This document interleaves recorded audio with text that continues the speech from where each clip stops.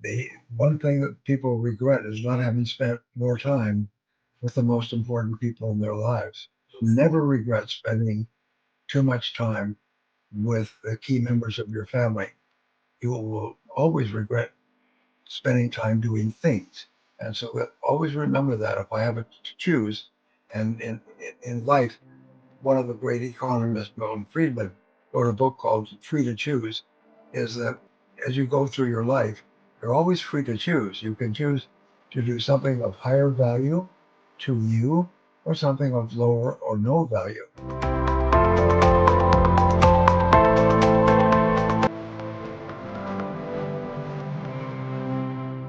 Welcome to the next episode of the Brian Tracy Experience. I am joined by my co-hosts and siblings, David Tracy and Christina Tracy Stein, and of course, the Brian Tracy himself. I would venture to say that everyone is actually a decamillionaire at this moment. And here's the reason. The average life expectancy is about 80 years, 42 million minutes of their life, which means that you are a decamillionaire in minutes. And today's theme is time. Dad, you've been quoted as saying that time management is life management. To start us off, when did you discover the power of time management? What does that mean to you? Well, what I discovered is that the use of time has a different value. Some people use their time extremely well. Critical thing is to think about what you're going to do before you do it. And that's why we teach planning, writing down everything you have to do. And then one of the things that I began teaching my clients is the law of three. The law of three says that if you make a list of 10 or 20 things that you have to do, three of those will account for 90% of the value of what you do. Here's a great challenge is most people tend to do what is easy. And what is easy is little things that have no value. And if you get started doing little things of no value, you get into a rhythm of doing little things of no value. And by the end of the day, you haven't accomplished anything of importance. Whereas if you take and look at your list, you'll find there's one thing that's often worth 90%, all the value of everything that you do. But this is difficult. It's big. It's important. It's complicated, and it can have tremendous consequences. The word is always consequences. What are the consequences of doing or not doing this? And in many cases, you'll find the consequences of doing one task, starting it and completing it, and doing it properly can be worth more than everything else that you do for that Mm. day. You've been quoted as saying that we live in a time where we have this attraction of distraction. Well, So, how do we overcome all of these distractions that we're subject to all the time? the most important quality of success throughout the ages has been self discipline or self control. And one of the things I found is that your job is to just say no to anything that is not high value use of your time. Warren Buffett, who is worth 20, 30, 50, $100 billion, working with nothing, is asked regularly, what is the secret of your success? He said, the secret of my success is simple. I just say no to everything except for the two or three things that are more valuable than anything else. And so, what I have found is that if you want to be successful, what you have to do is you have to get into the habit of just saying no. Just like if you don't want to gain weight, then say no to eating foods that will cause you to gain weight. If you want to be successful, say no to everything that is a lower value use of your time and spend your time doing only those things that really have major payoff if you do them and do them now and do them well. The wonderful thing is if you can start each day with your most important task and then discipline yourself to stay at that task until it's complete, then you will have a wonderful start for the day. And for the rest of the day, you'll be more productive. But if you start off the day doing things of low or no value, then it's more likely that you'll continue to do things of low value. And then the day will be over. And you say, well, what happened to the day? Well, what happened was you got off on the wrong foot. So starting off with your most important task is one of the greatest of all success principles ever discovered. they're only doing about 9 minutes of focus work per hour, which Yes. is substantial. So how do you handle distractions? Like how do we do it? I mean, there's never been a more demanding time on everybody's attention. There's never been more companies that are trying to distract you, from social media to content creation to YouTube to Netflix. So what do we do? Dad, what do you do? Well, it's all a matter of self-control. Now, the interesting thing is that if you discipline yourself to start and complete your most important task, the first time you do it, it will be hard. The second time you do it, it will be not as hard. And if you do it on a regular basis, start off every morning with your number one task, soon it becomes a habit and it becomes easy and automatic. As you start off the day and say, all right, what's my number one task? And you just do that and nothing else until pretty soon it's just automatic. You breathe in, you breathe out, you discipline yourself to work on high value activities.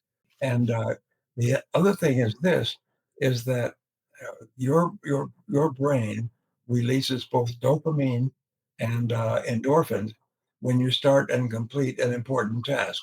If you start and complete an unimportant task, you get really no bang for the buck.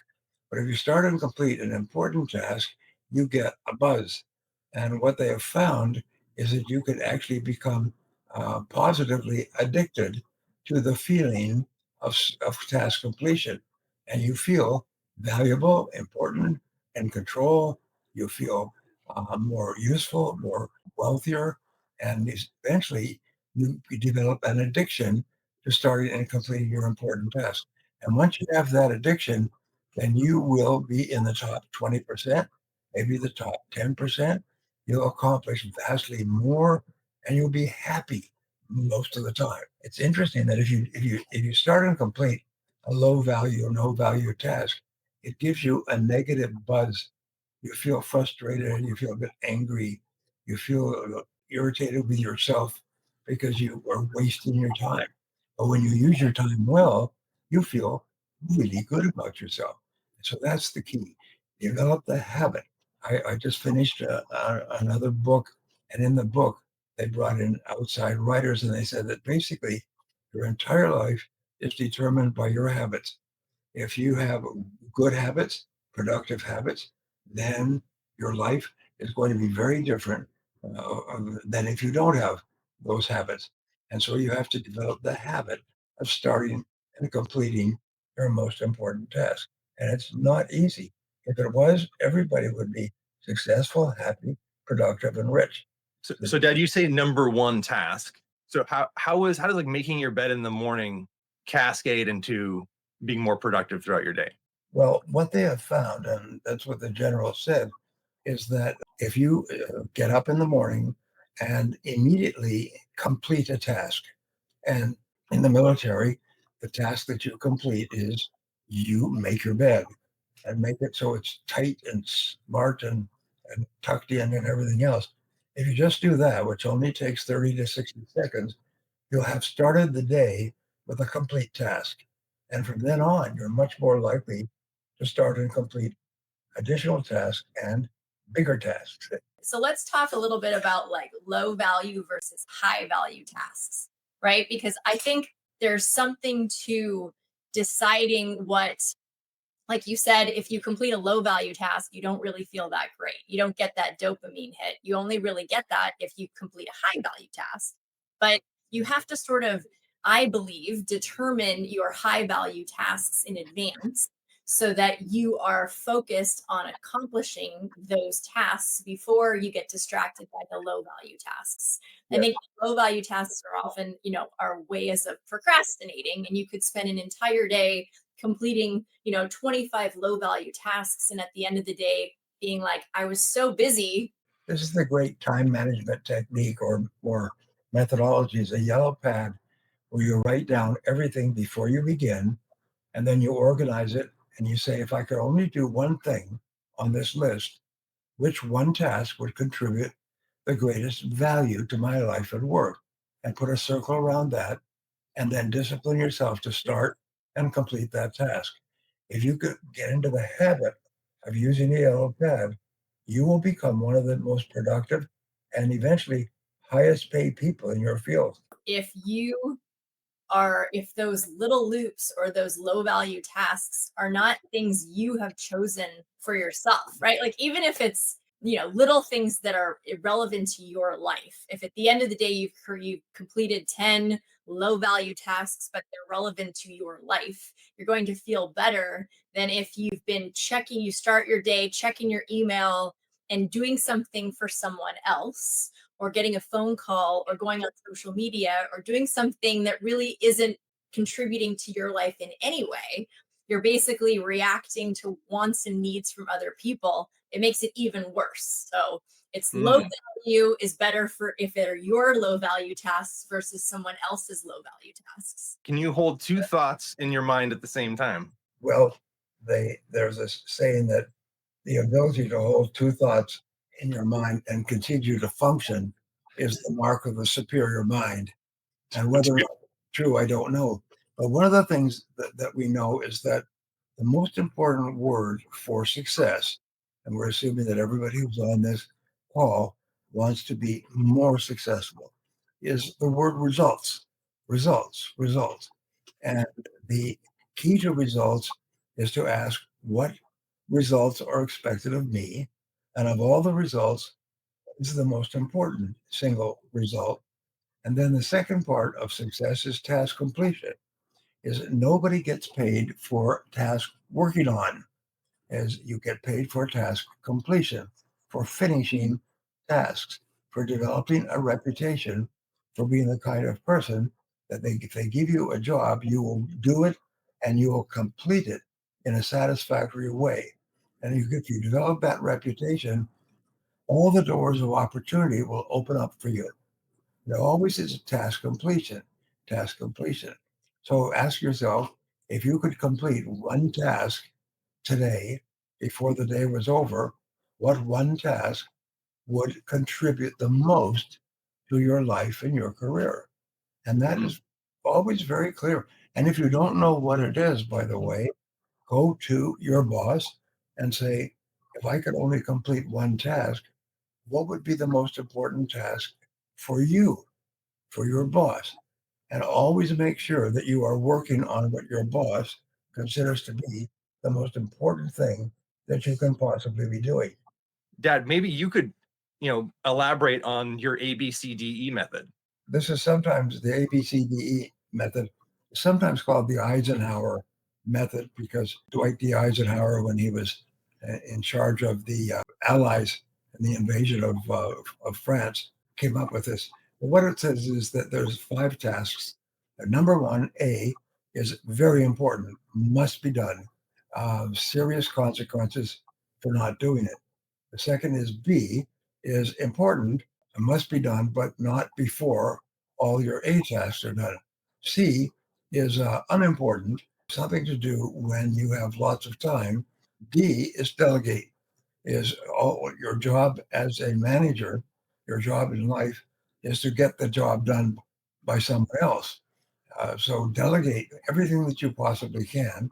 And then E is eliminate, is ask yourself, what would happen if this was not done at all? If the answer is nothing, then just don't do it.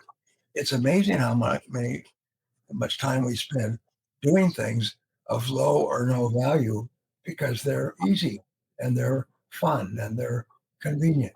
But successful people always work on the number one, the A, the most important thing they can do, and then discipline yourself to stay with it 100% until it's complete. Again, it comes back to self-discipline, self-control. Is discipline yourself to do the most important thing. As Buffett said, just say no to anything that is not the most important use of your time.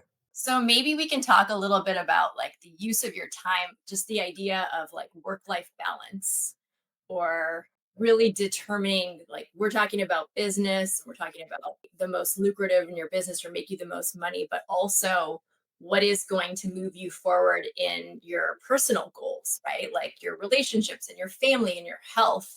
So you really have to determine how you want to allocate your time so that you're achieving goals in all areas of your life, not just in terms of financial rewards. I think when people are investing too much in one direction and they neglect other parts of their lives, they tend to feel out of balance. And then that, it might not be low level tasks, but if you're not taking care of all parts of your life, then you do start to struggle or things feel disconnected in Mm. ways. There's a big problem that people have is that they come home at the end of the day, walk in, and immediately turn on the television. So what I've taught to many of my seminar attendees is the importance of what we call the hour of power, which is the first hour after you finish your workday. And what you do is you discipline yourself to not put on television. Just come home and spend the first hour just talking to the most important people in your life and just asking them, what they did today and how it worked and what are their plans for tomorrow and so on. But if you can discipline yourself, and I've had countless of my students tell me it transformed their lives, transformed their family lives, transformed their marriages, transformed their relationship with their children, just to come home and spend 1 full hour just hanging out with the most important people. Go down to your kid's room and talk to your kids, talk to your spouse, and just leave things off. Just leave things off for the first hour. And it's amazing once you develop that discipline, you become vastly more productive and happier. And that's the main thing. You're much happier. And I differentiate between paying attention to and being present. How do you maintain presence? Is there like I have to remind myself like I'm gonna try to connect now. I'm not gonna like just listen to the words and respond to the words. I think to myself like, how is she feeling? Like why is she communicating like this? Like I'm gonna try to really get present because sometimes I'm holding a bunch of stuff in the back of my mind, and even though things are off and I'm not on my phone, I'm still distracted. I'm not present. So do you guys have any advice for that? Well, I think that it's actually really to like I would adjust your advice to that a little bit in that, when you go out into the world or if you're working on something or you're, when basically whenever we're interacting with anything, whether it's a task or people or stimulation, it activates our nervous system. So we get more and more stimulated throughout the day. And so, kind of what you're talking about, Michael, those distractions are sort of like nervous system stimulation. So, when you go to connect with someone, if you're overstimulated, you actually have less bandwidth for being present.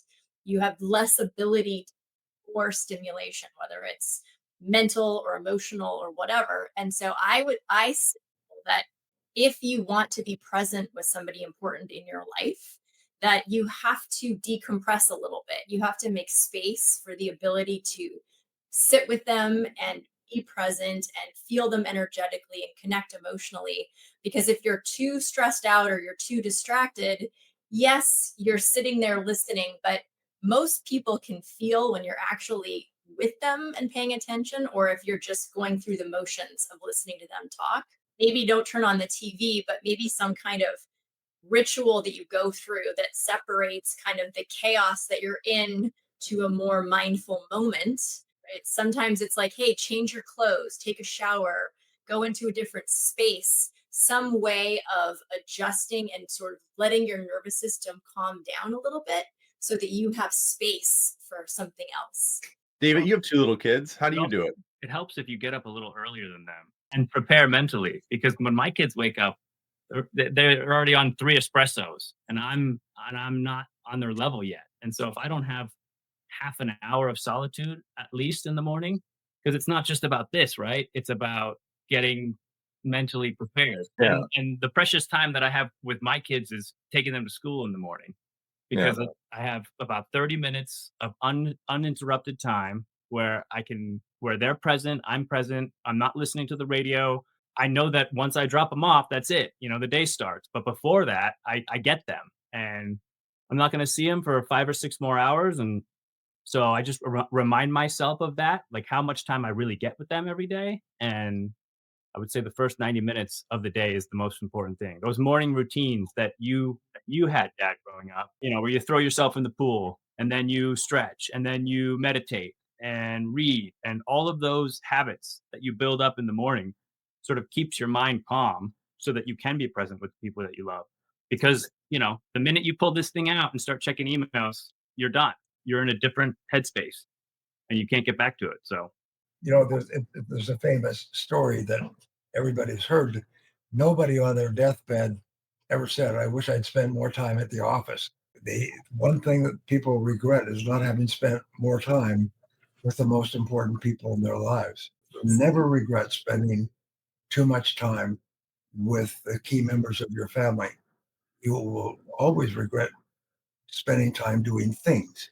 And so always remember that if I have to choose, and in life, one of the great economists, Milton Friedman, wrote a book called Free to Choose, is that as you go through your life, you're always free to choose. You can choose to do something of higher value to you or something of lower or no value. And what happens is if you do not deliberately choose to do something that's really important, you'll end up by default doing things of low or no value. And the worst thing of all is it gets into a habit. And probably 70% or more of people who work waste their time. They don't really do anything productive. They talk to their friends and play on their computer and read the newspaper and go for lunch and so on. Only a few people set priorities and work on high value tasks.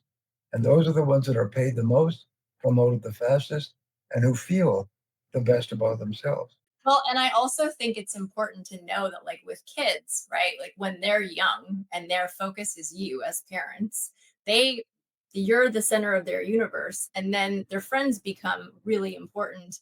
And you have to continue to cultivate those connections and those relationships because if you let that kind of, yes, they will protest it, but you have to maintain regular connection and routines and traditions in the family. Otherwise, you do disconnect from them and then that creates that separation. But I think that you can continue to earn and cultivate a friendship with your kids that lasts a long time if you are intentional about What do you all think about this concept of a reverse to-do list? Have you guys heard of this concept? that. And I put checks and smiley faces and I celebrate all of my accomplishments. I mean, I have I use a planner pad.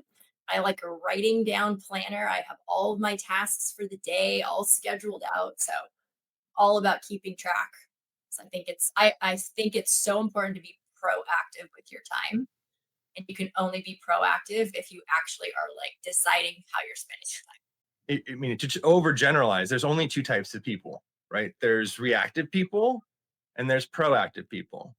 Yes. And reactive people like tend to wait for something and then they react to it. And there's a lot of very great reactive people out there, but I think that puts a real big cap on your income because you're waiting for somebody else to feed you the work and the job. The alternative is to be proactive, which means like every day you have to wake up and say, what has to be done today?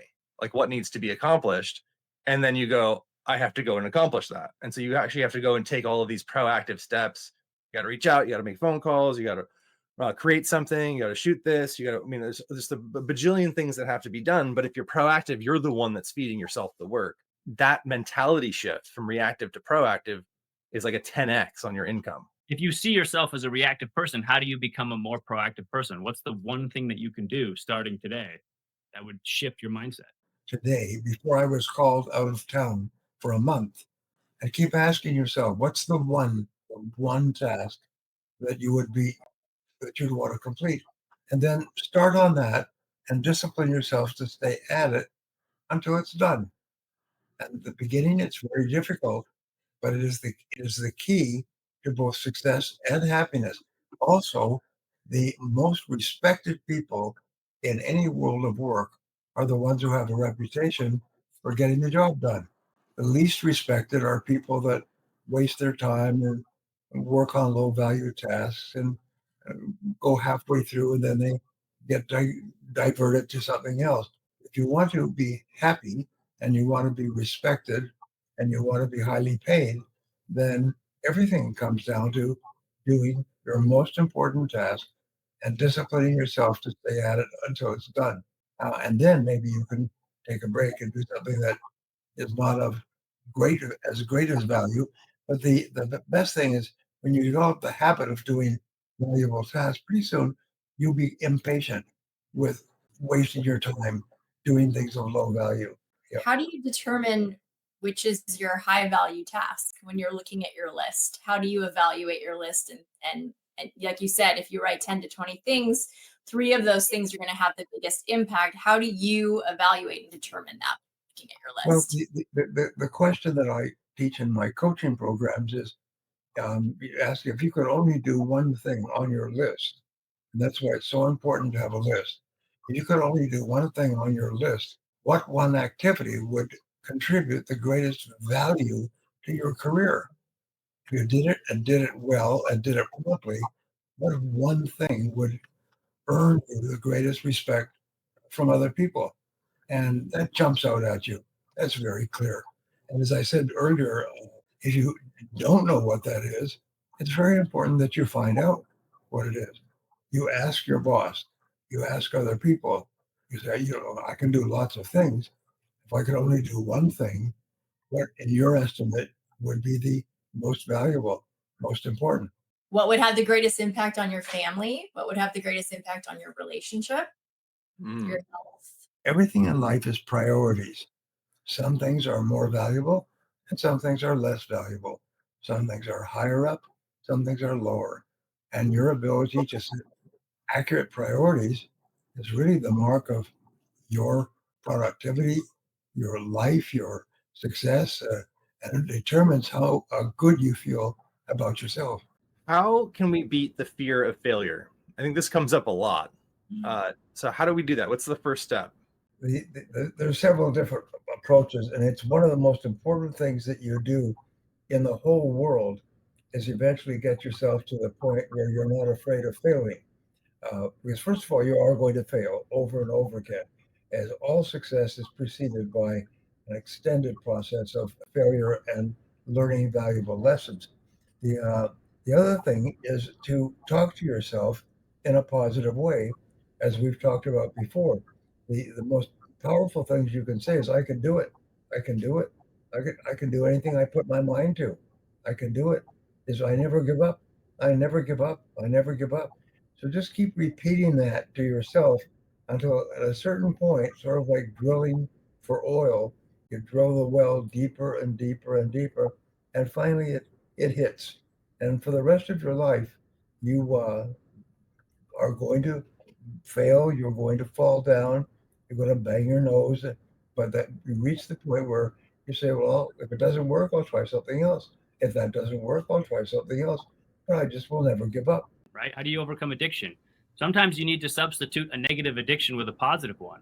So people will be alcoholics and then they'll shift over and become exercise addicts. And maybe it's not a good thing to become an exercise addict, but it's certainly a net benefit to your life to switch something that's destructive to something that's actually helping you and still finding a balance with that.